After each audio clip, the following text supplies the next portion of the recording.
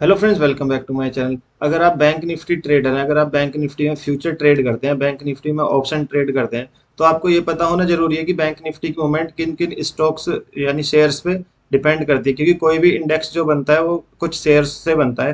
तो उन शेयर्स की डायरेक्शन ही इंडेक्स की डायरेक्शन को डिसाइड करती है।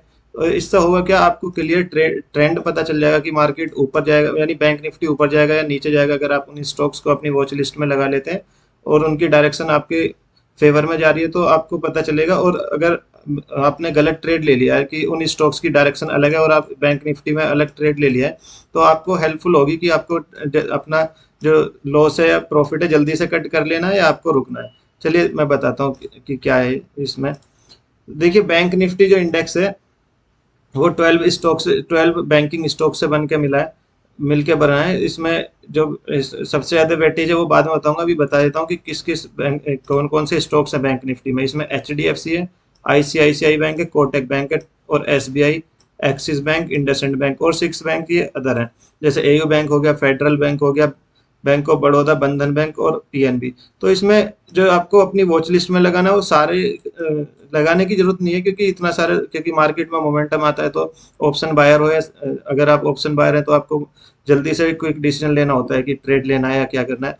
तो इसमें आपको जो लगाना है, आपको अपनी वॉच लिस्ट में सबसे पहले HDFC बैंक लगा लेना है, क्योंकि इसका वेटेज इन टोटल 12 स्टॉक्स में से, जो टोटल 12 बैंकिंग स्टॉक्स है बैंक निफ्टी में, उसमें सबसे ज्यादा जो वेटेज है वो HDFC बैंक का है। यानी कि HDFC बैंक की मूवमेंट बहुत कुछ डिपेंड करता है कि बैंक निफ्टी किधर जाएगा। अगर HDFC बैंक ही डिसाइड करता है लगभग, बाकी भी बैंक डिसाइड करते हैं, लेकिन ये सबसे ज्यादा वेटेज इसका है। ICICI बैंक का 23 है। तो अगर मैं इन दोनों को मिला दूं तो लगभग 51% के आसपास तो इन दोनों का ही वेटेज हो जाता है।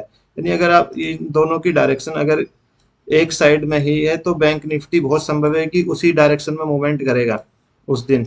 बाकी कोटक बैंक का 9.21%, SBI का भी 9% है, एक्सिस बैंक का भी और इंडसइंड बैंक का भी। तो आप कभी देखना, जब इन बैंक्स के बैंकिंग सेक्टर में जब रिजल्ट्स आते हैं तो इसमें अगर किसी एक का रिजल्ट बहुत अच्छा आता है तो और उसी दिन वो बहुत बड़ी मोमेंटम करता है तो बैंक निफ्टी भी उस दिन 600-700 पॉइंट्स भी चला जाता है।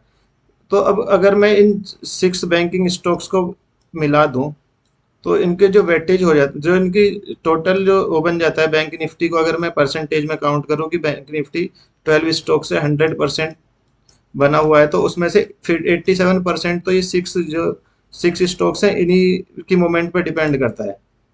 समझ रहे हैं आप? HDFC और ICICI या SBI इन पे। तो ये जो बाद के जो 6 स्टॉक्स हैं इनको इतना देखने की जरूरत नहीं है, इनकी मोमेंटम से इतना फर्क नहीं पड़ता, क्योंकि इनका वेटेज ओनली 12.6 मतलब 12.6% ही है।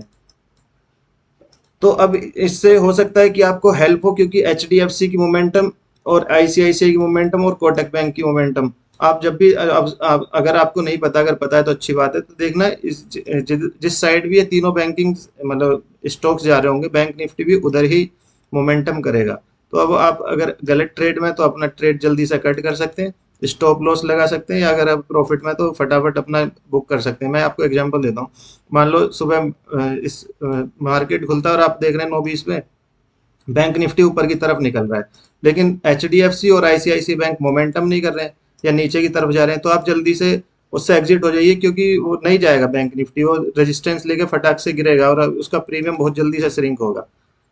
ठीक है, तो आई होप ये वीडियो आपके हेल्पफुल होगा। वीडियो अच्छा लगा तो लाइक शेयर सब्सक्राइब करें। Thank you.